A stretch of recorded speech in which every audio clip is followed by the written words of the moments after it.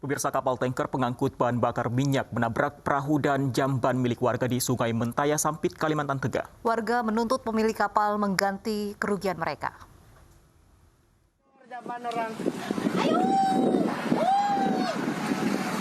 Inilah detik-detik saat kapal tanker pengangkut bahan bakar minyak menyerempet lanting jamban milik warga di Kelurahan Baamang Hulu, Kecamatan Baamang, Kabupaten Kota Waringin Timur.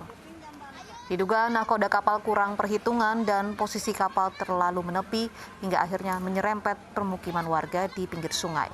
Perahu-perahu milik warga juga ikut rusak. Sejumlah lanting jamban milik warga rusak parah dan terdapat 2 lotok yang tenggelam akibat kuatnya gesekan kapal serta kuatnya arus dari baling-baling kapal. Tidak ada korban jiwa maupun korban luka dalam kejadian ini. Pihak kapal tanker telah bersedia untuk mengganti kerugian warga sebesar 78 juta rupiah.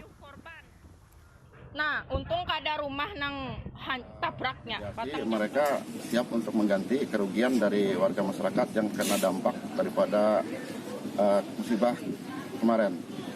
Itu pengganti kerugian dari Pertamina atau dari pihak perusahaan, Pak? Dari pihak perusahaan kapal. Presiden Joko Widodo pagi tadi meresmikan Bandara Internasional Yogyakarta. Bandara yang dikenal dengan Bandara Kulon Progo itu diharapkan bisa meningkatkan perekonomian masyarakat.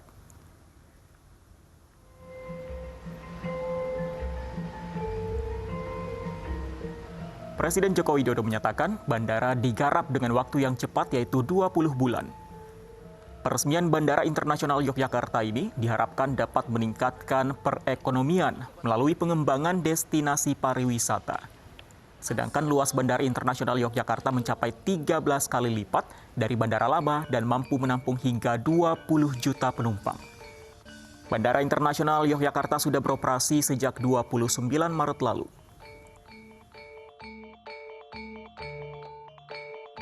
Nasional Yogyakarta ini. Tapi saya juga terima kasih pada PP dan Angkasa Pura I yang tadi kita lihat secara detail pengerjaannya juga menurut saya ini terbaik. Saat ini di Indonesia, nggak tahu nanti ada bandara baru lebih baik lagi, nggak tahu. Kita tahu memang ini masih dalam kondisi pandemi, jadi kalau belum ramai, saya maklum, tetapi nanti begitu sudah mulai vaksinasi, bandara ini saya meyakini insya Allah akan menjadi bandara yang...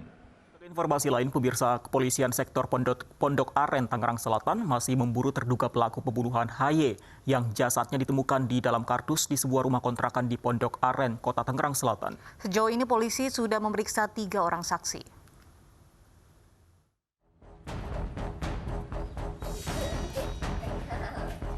Garis polisi masih terpasang di sebuah kontrakan yang berada di Kampung Kebantenan, Pondok Aren, Kota Tangerang Selatan.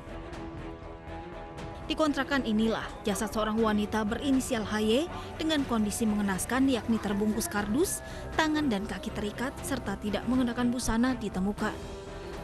Atas kejadian ini polisi pun telah memeriksa 3 orang saksi. Mereka adalah tetangga sekitar dan keluarga korban, serta telah mengerucutkan 1 nama yang diduga adalah pelaku pembunuhan. Sampai dengan saat ini sudah ada salah satu dugaan untuk tersangka dari pelaku tindak pidana pembunuhan tersebut. Sampai saat ini kita masih menyidikan dan penyelidikan untuk melakukan pendalaman lagi dan pengembangan. Salah seorang warga sekitar mengatakan jika dirinya tidak mengenal sosok HY karena korban adalah tamu dari kontrakan yang ditinggali oleh pria berinisial NZ. Sabtu siang jam 2 tuh aku lihat dia sama ceweknya kan datang. Terus ceweknya masuk duluan kan ke dalam. Terus yang cowoknya keluarin burung kan, kandang burung. Habis itu negur aku lagi mau angkat jemuran kan. Sore jam sebelum maghrib sekitar jam 5 lewat atau setengah 6 pelaku keluar motor, tapi dengar suara motor aja, aku nggak lihat dia sama si korban. Kasus tewasnya HY masih menjadi misteri. Pihak kepolisian dari sektor Pondok Aren masih melakukan penyelidikan lebih lanjut. Jasad wanita terbungkus kardus gegerkan warga Pondok Aren, Kota Tangerang Selatan, Banten beberapa hari lalu. Bersama korban, polisi juga menemukan sejumlah barang bukti berupa senjata tajam. Penemuan jasad wanita di dalam kardus menggegerkan warga Pondok Aren, Tangerang Selatan Selasa malam lalu. Wanita berinisial HY ditemukan tewas dalam kardus di dalam kamar kontrakan milik pria berinisial NZ. Korban diketahui berada di dalam kontrakan NZ sejak Sabtu pekan lalu dan tidak pernah keluar kamar. Sebelumnya dia selalu berantem gitu tuh? Nggak ada. Kan tuh bau, Bu. Awalnya tuh nyangkanya apa, Bu? Bangkai kucing atau tikus. Awalnya bangkai kucing atau tikus. Nah, korban sebenarnya hanya sebagai tamu.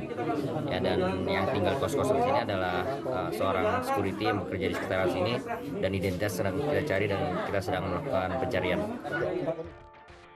Penemuan jasad berawal dari warga yang mencium bau menyengat dari rumah kontrakan. Warga pun melaporkannya ke polisi dan polisi membuka paksa kontrakan. Polisi menemukan jasad wanita dalam kardus yang berada di bawah wastafel. Petugas mengamankan sejumlah barang bukti, yaitu kardus yang menutupi korban serta beberapa benda tajam. Sementara jasad HY dibawa ke RSUD Tangerang untuk diotopsi. Satuan Reskrim Polres Labuan Batu akhirnya menangkap anggota DPRD fraksi PDI Perjuangan terkait dugaan penganiayaan sadis dan terencana. Anggota DPRD berinisial IF itu terancam hukuman 9 tahun penjara.